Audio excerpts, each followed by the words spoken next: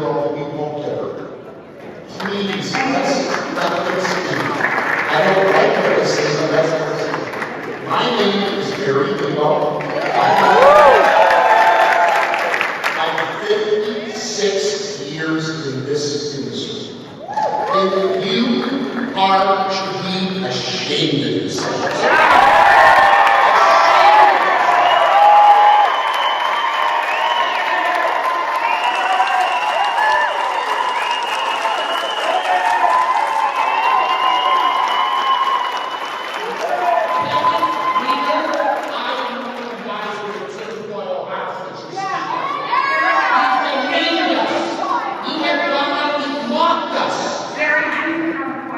No, and you're going to listen to me or this one as well. You're going to shut me out. God, come alone. Stand up if you oppose me. I'm not alone.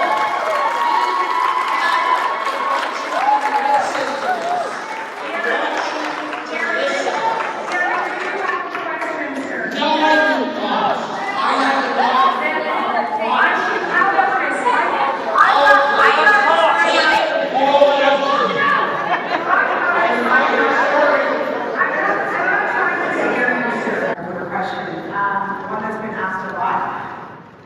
Realtors have been talking about a benefits program, health insurance for decades. Korea is an association of members, and we got a clear mandate to explore what does a benefit package look like for Ontario realtors. We struck up a task force. They went into, an immense work doing a robust, information investigation on what that looks like. And they asked a lot of questions. They would have met 2-3 times a week, interviewed, found ways, and came up with a program. On June 20th, we presented that program to our members association, and they voted to be a record. And today, here we are with another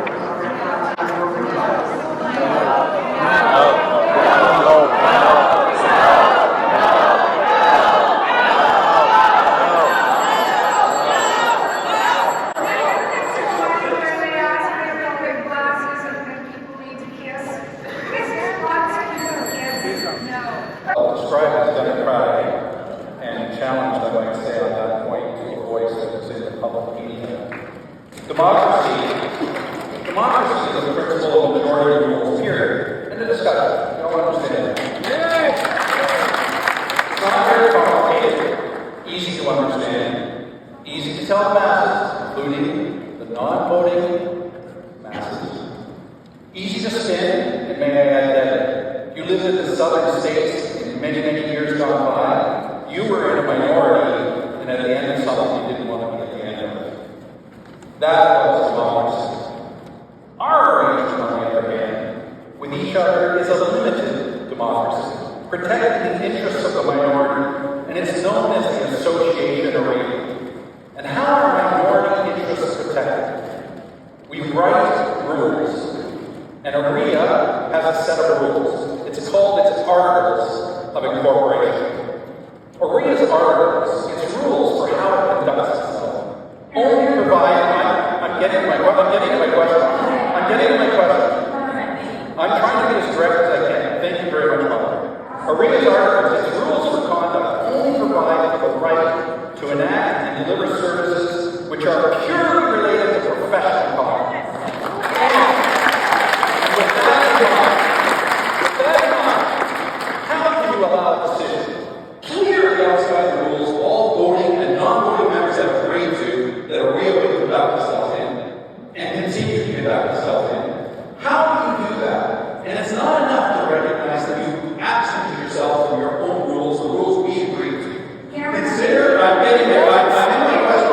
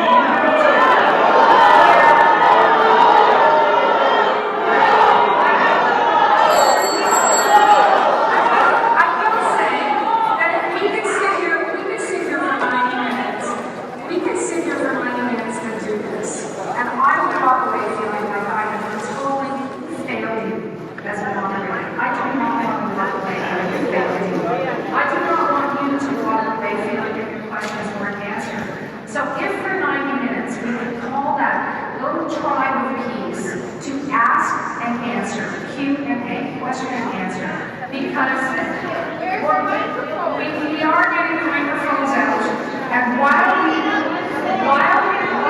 doing that, we have 90 minutes for this. There's no point using up that 90 minutes with this. So let me ask.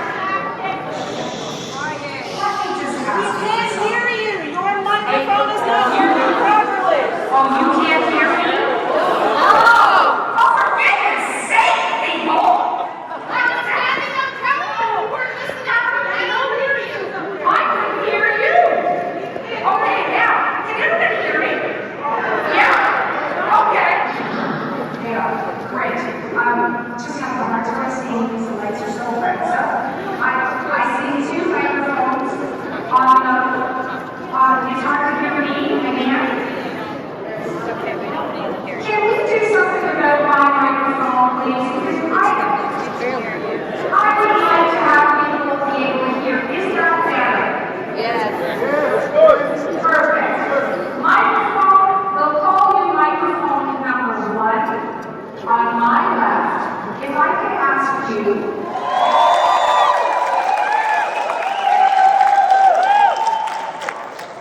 I'm also the person who began the petition June 17th. I am all for having benefits, being taken care of, but I'm more for choice. So I have a question. I don't care who answers it up there, because I'm sure you all know the answer, and I'm sure we all know the answer already. We're not talking about the survey and whether we want 30,000 or 50,000 or 100,000, none of that. Did Orita at any point ask the membership if they wanted this, or did they rely on their board associations to ask the question that they only gave them a week or so to ask?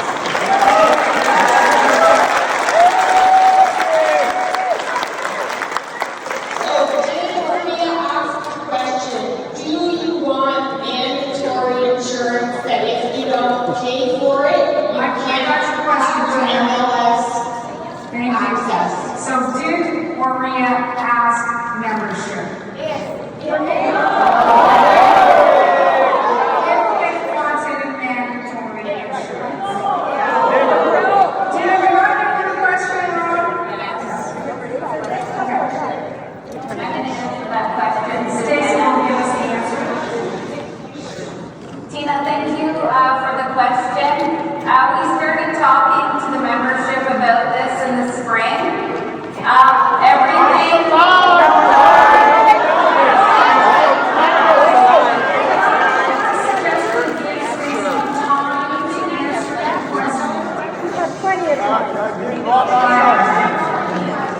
Our voting assembly is who makes the decision, and we held a vote on June the 20th. Information was provided well in advance of that meeting. Boards who asked for additional information or town halls were afforded that opportunity even up to 24 hours before the vote. And so, yes, we informed you. There are some people who would like to hear the answer. And if you're There are some people who would like to hear the truth. We want the truth. You can't handle Can I the ask truth. you to respect your colleagues?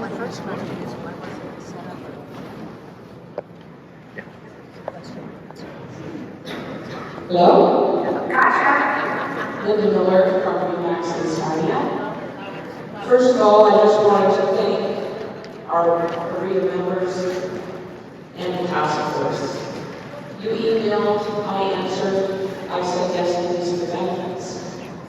I don't need benefits. I'm covered through my husband, that I am. But I'm thankful. So my son Kyle is on about $100,000 worth of medication a year. My broker has amazing unlimited prescription benefits for our brokerage, which now we're losing because we needed a safety net for Maria. And I talked to you guys since the beginning. I did get we're looking at a fifth tier. Obviously, that's not necessarily the case. What we have been told is that my son will get help from you, Mike, to go on the government drug plans. But unfortunately, that drug plan does not cover his medications, and they don't cover quite a few medications that are new. Oh, okay. $100,000 life insurance plan. It's great because it was only $10,000 in this league for kids and their family with something in case anything happens. The other thing is we're very reactive in this industry, so this is a great thing. It's proactive care. That's going to assist a lot of people, especially with the mental health problems that we see in our industry or not stuff. The question is, there's going to be other tiers. Did you hear me now? There's going to be other tiers available. Will those also be available January 1st for our agents to be able to talk about? Stacey. Massive thank you for the question. All tiers and programs will be available on January 1st, so you'll be able to upgrade your plan. You'll be able to add it to brokerage and association staff, and individual realtors will be able to add it to their own staff. So microphone on my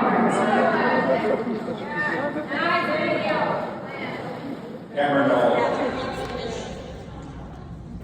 My question will fall short in a second. Oriel often says that they did some surveys regarding the aspect of wellness, and they quote 2019 as the year that they've done it.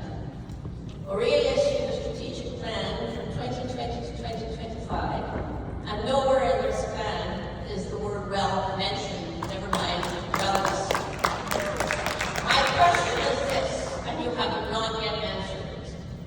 When exactly, prior to 2020, or even January 2023, did OREA survey 96,000 members, asking them if they would accept a plan that they had to pay for, otherwise they will be expelled from OREA, expelled from their board, expelled from PREA, and lose their livelihood via MLS service.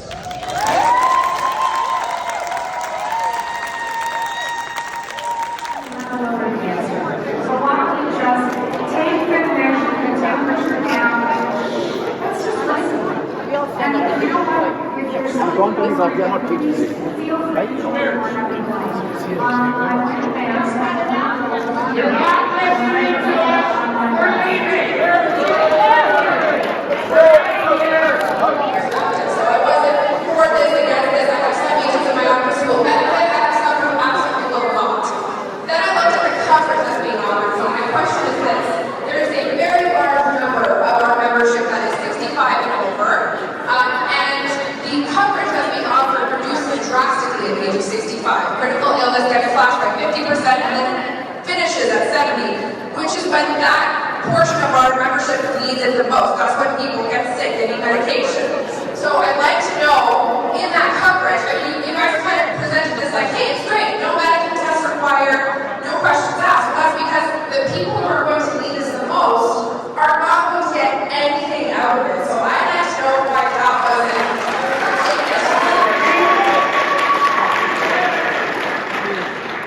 Thanks for that question. Stacey, on the question of 65 plus.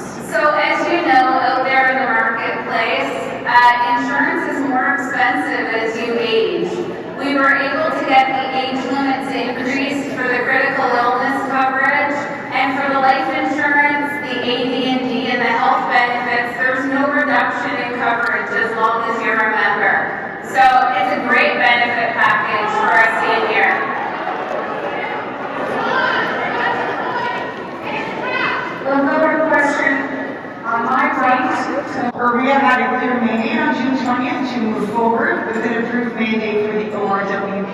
So as long as it's an approved mandate, are you going to hear me? Are you going to hear me, or do you just want to argue? I don't want to argue. That's Hang on a second. I just heard The question has I appreciate what you're saying. Please respect the answer. It may not be the answer you want to hear, but here is the answer.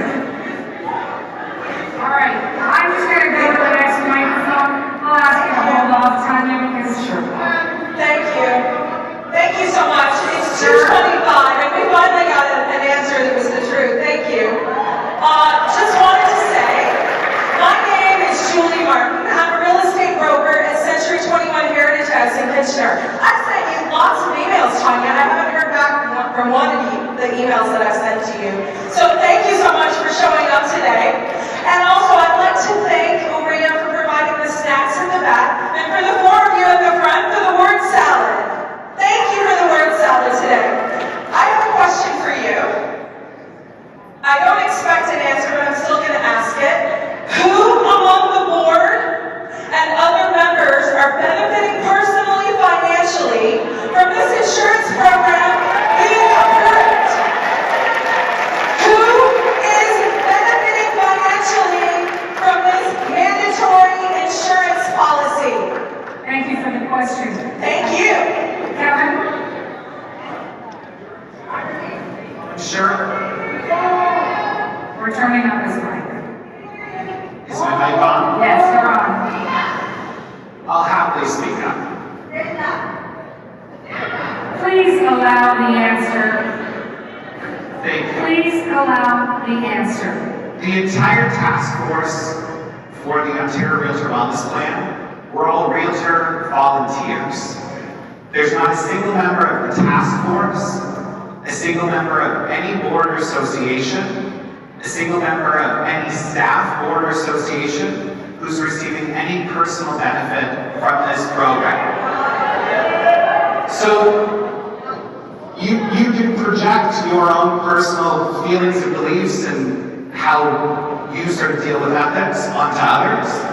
But as someone who has volunteered a ton of their time, is a realtor as well, and basically was part of the task force, I think the accusation is shameful. So thank you, Julie Martin. Thank you for Talk to them. I did a bit of research, and apparently for $100 a year, we cover for $60,000. You get insured, and they give you a nice paycheck every week. I mean, check into that. Why not make that mandatory versus whatever you guys are doing?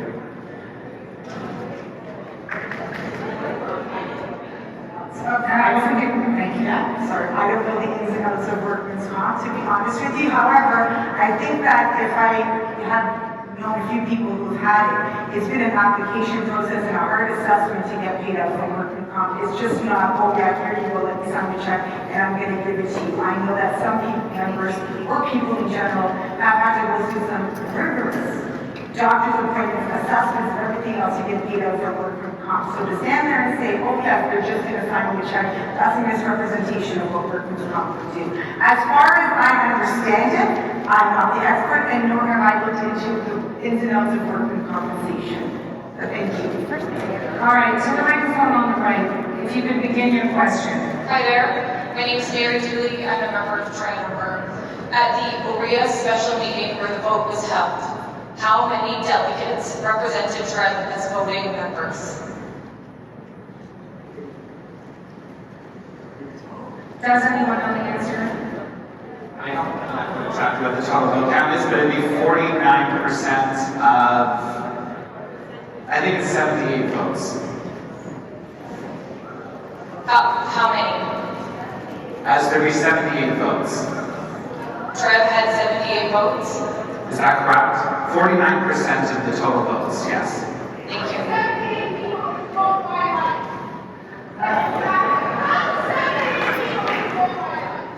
So, to be clear as well, 80% minus 49%, if TREB hadn't voted at all and had abstained from voting, it still would have passed by almost 60%. Well, do that. Okay.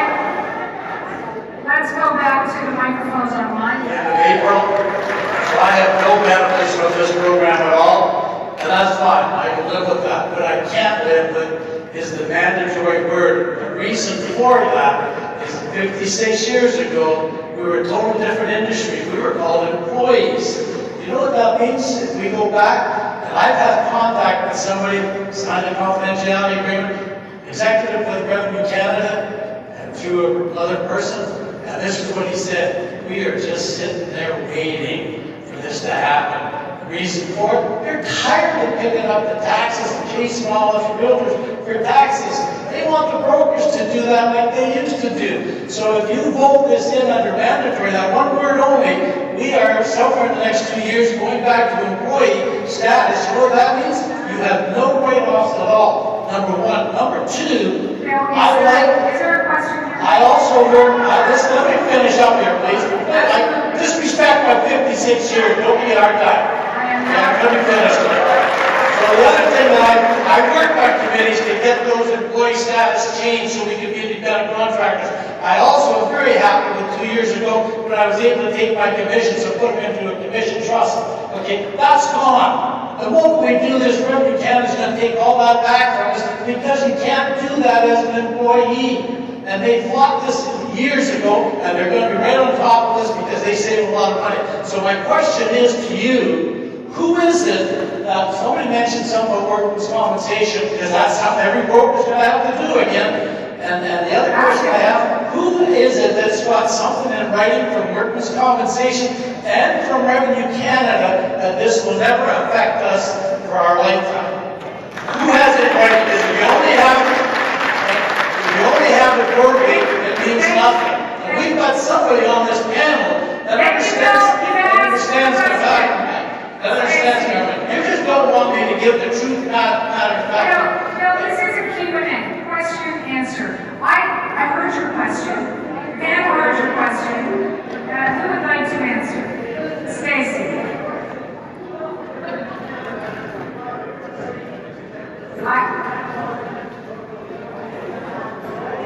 I heard your question.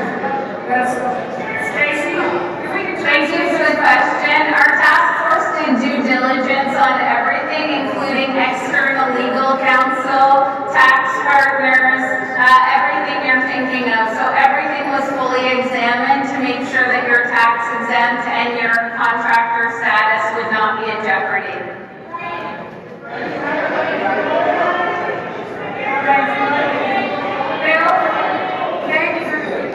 I know you, I know where your heart is and how much hard work you put in the job you're doing. I truly respect that. And we all know, we can all give her that because she deserves it.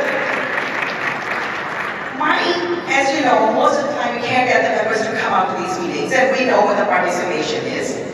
This time you're looking at the room, and there are people here, and they have concerns. I get the governance model, I know the boards voted, that's how it was passed. Now that we know that SGM is being called, and SGM is being called by 10% of the board, so there is going to be an SGM and hopefully another vote. Would you ask all of the board, those who are going to participate, to go do a survey asking for mandatory or option to opt out what they want to do? Would you ask them to do that and provide that with them when they come to that meeting to vote on behalf of their members? That is the important part. These are your members. Thank you for the question. Thank you.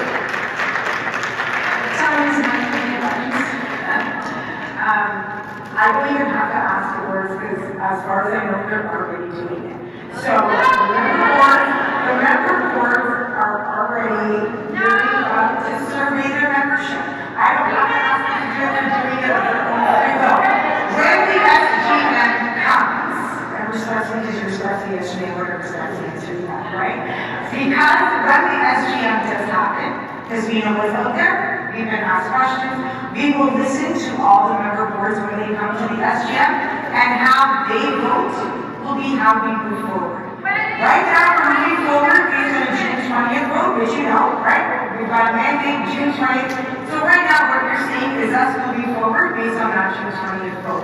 When the SGM happens, whatever happens in that vote, that is exactly how we will move forward after that. We're not here to harm anyone. We're here to just follow the mandate that's approved at either an AGM or an SGM. So we're moving right now based on June 20th, and whatever happens at the SGM, that's how we will move there. Ao país, eu got a fault. Okay. And this, I'm sorry to say this, but this to me smell like green belt. Let's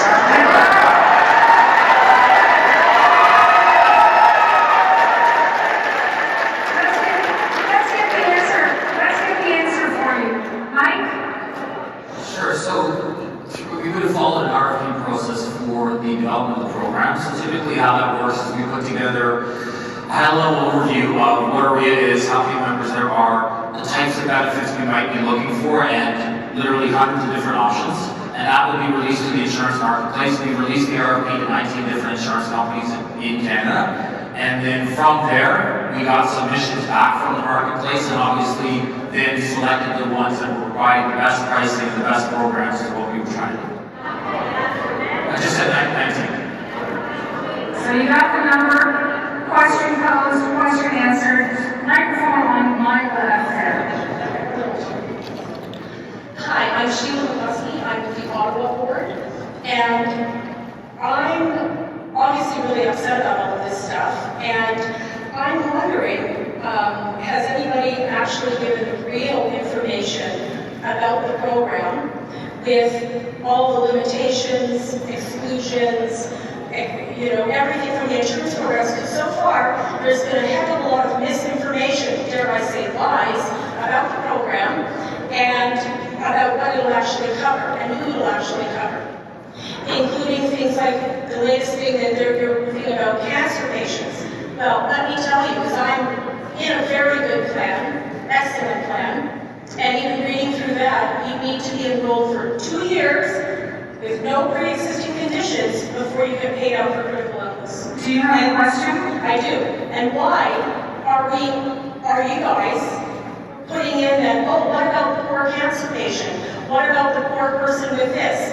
Or what about the young mom who's going to die? Well, look at actuary science is going to tell you that young mom's going to live till she's 87 years old. Do you have a question? So, why have you been lying or giving misinformation and not giving full information with all the restrictions and exclusions about the policies? Why have they been hidden? Mike? So I would say that the information that you're looking for, most of it will be posted on the website in terms of how the plans operate. Critical illness is one of the benefits that's a little bit more complicated because you're looking at a variety of different conditions. Typically with any kind of insurance, it's not going to provide coverage for something that's already happened. So that's why I think the information is posted on the website regarding the pre-existing conditions. Becomes the insurance provider for Ontario Realtors in 2 to 3 years' time. Success will depend upon the number of existing policies. Since you all have not denied that that is the direction you're going, can you honestly say that the mandate had no bearing on that agenda? As we have now been inundated by insurance with better plans, half the number of policyholders and optional entrants in similar better plans. Kevin? I can actually hear. Oh, sorry. You know what? There were some audio issues. If you could just pose that question again. Are you going into the insurance business? Bottom line. Bottom line. Yes or no? So, I can speak from the task force perspective in that, no, there's a broker.